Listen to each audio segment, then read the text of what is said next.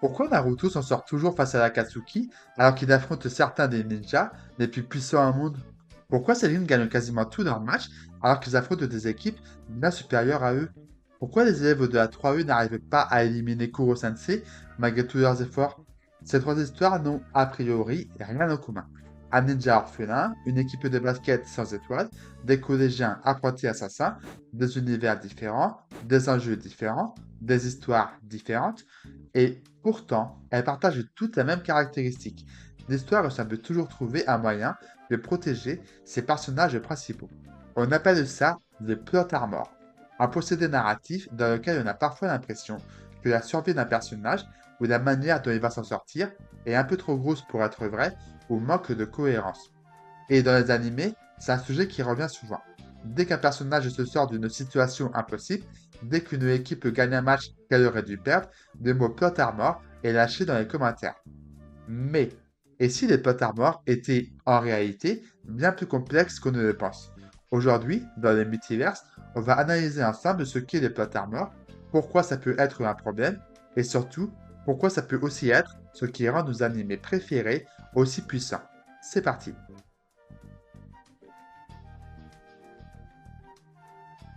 Alors, déjà, posons les bases. Le terme plot armor vient directement de la communauté Internet. Littéralement, ça signifie l'armure du scénario. Et aujourd'hui, c'est devenu le mot qu'on balance dès qu'un personnage survit à quelque chose qui nous a surpris ou dérangé. Mais derrière ce terme un peu fourre-tout, il faut bien comprendre une chose. Les personnages sont au cœur d'une histoire. Et lorsqu'un auteur écrit une histoire, il est parfois obligé de faire en sorte que ces personnages s'en sortent. Parce qu'un auteur, c'est pas juste quelqu'un qui raconte des événements. C'est quelqu'un qui construit des êtres fictifs, qui leur donne une psychologie, une histoire, des rêves, des convictions. Et ces personnages ont une fonction dans le récit. Ils portent quelque chose. Du coup, une bonne partie du temps, le contrat est clair. Le héros ne peut pas mourir. Et si l'auteur décide de le faire mourir, il risque de se mettre une armée de fans à dos. Et dans les animés, ce phénomène est encore plus fort. Prenez Naruto. Le personnage encaisse des attaques qui auraient tué n'importe quel autre ninja. Il affronte des membres de la Katsuki qui font partie des shinobi les plus redoutables au monde et il s'en sort à chaque fois. Et c'est normal, étant donné qu'il est le héros de l'histoire. Mais ce n'est pas forcément incohérent. Depuis les premiers épisodes, la série a posé un contrat avec nous. Naruto a un rêve, une conviction, une volonté qui dépasse tout. Et vous le savez, quand il est au bord du gouffre, c'est pas l'histoire qui le sauve. Ce sont les liens qu'il a construits tout au long de sa vie. Sa volonté d'aller toujours de l'avant finit toujours par atteindre les autres et par les pousser à agir. Sa survie, ce n'est pas un hasard. C'est la promesse que Naruto nous a fait depuis le début. Mais attention, le plot armor, c'est pas juste la survie. C'est bien plus large que ça. C'est aussi un personnage qui arrive au bon moment, sans aucune explication, qui trouve la solution parfaite à un problème impossible, qui réussit quelque chose que rien dans l'histoire ne l'avait préparé à faire. En gros, c'est chaque fois que l'histoire plie ses propres règles pour que son héros s'en sorte. La survie, c'est juste la forme la plus visible. Mais le plot armor, globalement, il est partout. Mais soyons honnêtes, si ça existe, c'est pour une bonne raison. Parce que, parfois, ça peut nuire à la crédibilité d'une œuvre. Et c'est ce qu'on va voir maintenant. Il y a des animés où le plot armor est vraiment un problème. Et si on veut défendre l'idée qui peut être une bonne chose, il faut d'abord reconnaître quand il ne l'est pas. Le vrai problème, d'après moi, c'est quand le plot armor est utilisé pour justifier la défaite d'un personnage. C'est quelque chose qui arrive surtout quand on voit un personnage qui est devenu trop fort et qui doit absolument perdre pour que l'histoire avance. Mais surtout, ça crée des incohérences. Parce que le plot armor ne se retourne pas toujours contre les méchants, mais aussi, parfois, contre les protagonistes.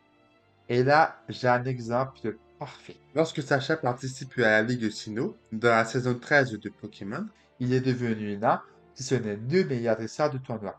Il sort d'un combat d'anthologie contre Paul, il a réuni ses meilleurs Pokémon, et il est même champion extrême. Clairement, il devait gagner cette ligue. Sauf que la production ne l'entendait pas de cette oreille, alors, pour justifier sa défaite, ils ont créé le Deus Ex Machina le plus absurde de l'histoire. Tobias. Un dresseur sorti de nulle part qui se pointe avec un Darkrai et un Latios, deux légendaires.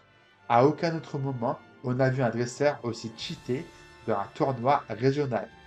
On nous dit carrément qu'il a battu tous les champions d'arène avec uniquement son Darkrai. On parle quand même de Charles, le mur de fer qui s'entraîne dans les mines, ou encore de Chimera, la spécialiste des spectres. Et surtout, on parle de Tanguy, le mec qui s'ennuyait tellement il était fort, le dresseur qui rivalisait d'égal à égal avec Adrien de Kosaika, et on veut nous faire croire qu'il n'a pas pu égratigner un seul Pokémon de Tobias. Et d'ailleurs, pourquoi il a été autorisé à participer à ce tournoi? Le mec se balade avec un Pokémon qui pourrait infliger des cauchemars éternels dans un stade rempli de civils et personne ne bronche. Même Sincha qui a failli voir le monde détruit par Daiga et Paika regarde ça avec le sourire. C'est quoi? Du piston? C'est le petit-fils de Monsieur Guccio, le président du comité? Ça n'a aucun sens. Et comme par hasard, il tombe sur Sacha en demi-finale. Sacha qui pourtant réussit l'impossible, battre Darkrai et Latios. Ça prouve mathématiquement qu'il était le dresseur le plus fort du tournoi. Mais non, on a préféré sacrifier la cohérence de l'univers pour forcer une défaite. Si Tobias avait été introduit plus tôt, si on avait vu son parcours, si on avait vu comment il avait pu capturer ses Pokémon, la pilule passerait mieux. Mais là, c'est juste un moyen maladroit de faire perdre Sacha, et c'est ça qui me dégoûte. Parce que, soyons honnêtes, Sacha méritait de gagner. C'était le moment parfait pour qu'il réalise son rêve de toujours devenir maître Pokémon. Et c'est là qu'on touche au vrai problème. Le Pottermore, à la base, c'est censé être un filet de sécurité, mais quand il est utilisé pour forcer une fin ou une défaite, il devient visible. Et dès qu'on voit des ficelles, la magie de l'animé disparaît. On ne suit plus un héros, on suit un pantin dirigé par un comité de production. Bref, désolé, je me suis un peu lâché sur cette partie, mais j'avais vraiment besoin d'évacuer toute cette frustration. Mais après, rassurez-vous, le Pottermore n'est pas toujours utilisé de manière aussi maladroite. Il y a des animés dans lesquels il est bien construit et cohérent, et c'est justement ce dont on va parler dans notre dernière partie.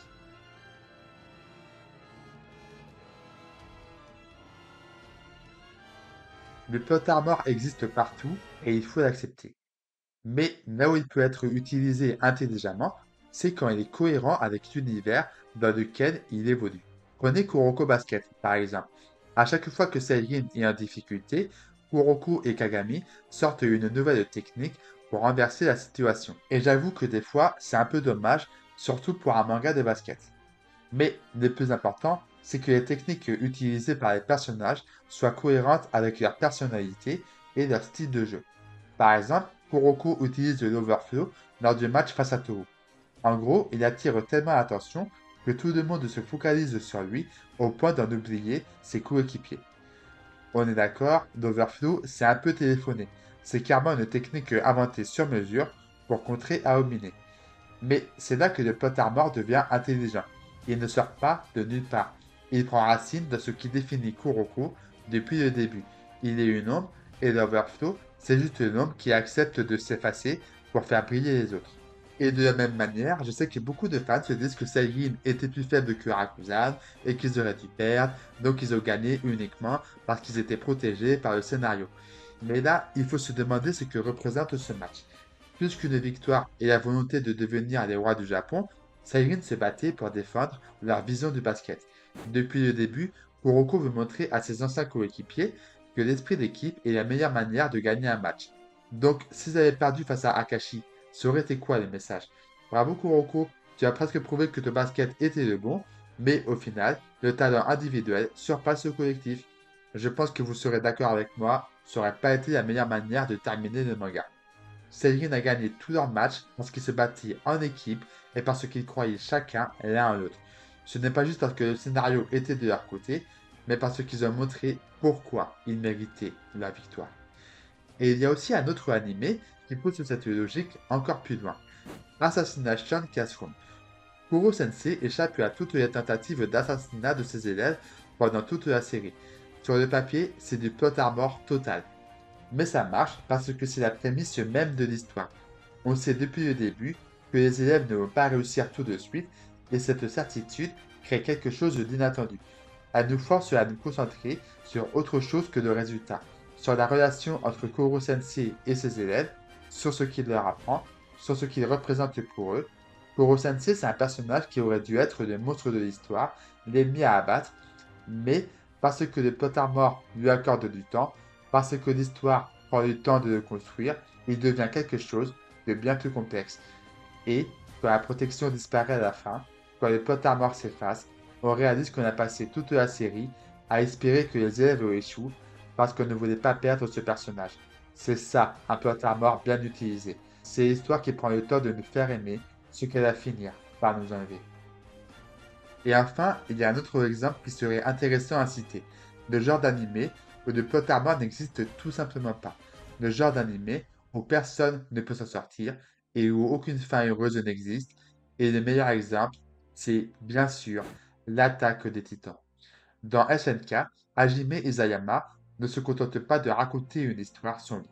Ici, la survie ne dépend pas de la volonté ou du pouvoir de l'amitié. Elle dépend de la physique, de la vitesse et surtout d'une chance insolente. On voit des soldats d'élite entraînés pendant des années mourir en une seconde parce qu'ils ont regardé du mauvais côté ou parce qu'un débris est tombé au mauvais endroit. Le message est clair, l'univers se fiche de tes rêves, la mort est arbitraire, froide et rapide. Lorsque Eren assiste à la mort de sa mère avant qu'elle ne soit engloutie par un titan, on comprend qu'on n'est pas dans un animé classique. Et c'est peut-être ça, le vrai intérêt du potard mort. Ce n'est pas une armure pour rendre le héros invincible, c'est un contrat de confiance. On ne fait pas survivre ou faire subir un échec à un personnage pour lui faire une fleur, mais on le fait parce qu'il en a besoin, parce qu'il sera important et décisif par la suite. Alors du coup, revenons à nos trois questions du début. Pourquoi Naruto survit-il toujours face à l'Akatsuki? Parce qu'il veut montrer qu'il peut apporter la paix au monde et faire triompher ses valeurs. Pourquoi ces équipes ne gagnent quasiment tous leurs matchs? Parce que KNB a pris le temps de construire ce que chaque joueur représente. Pourquoi les élèves de A3E n'arrivent pas à éliminer Kuro-sensei? Parce que l'histoire avait besoin de ce temps pour nous faire aimer ce personnage, et cette protection-là, elle rend sa fin d'autant plus puissante. Alors, au final, le potard mort de les animés, est-ce que c'est une bonne ou une mauvaise chose? La réponse, c'est ni l'un ni l'autre, ou plutôt les deux à la fois. Quand il est utilisé juste pour éviter les conséquences narratives, il casse l'immersion et trahit le spectateur. Mais quand il est construit, assumé, au service de ce que l'histoire veut raconter, il devient un des outils les plus puissants de la fiction. Et au fond, c'est peut-être ça la vraie réponse.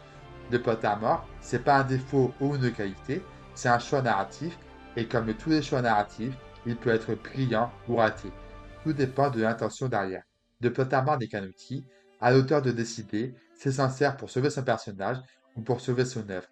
Et parfois, ça peut aussi nous aider, nous, en tant que lecteurs ou spectateurs, à apprécier encore plus nos histoires préférées.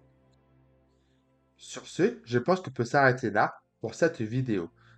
Qu'avez-vous pensé de ce sujet? J'avoue que j'aime bien vous proposer ce genre de sujet tout public et ça pourrait carrément être une bonne ligne directrice pour cette chaîne.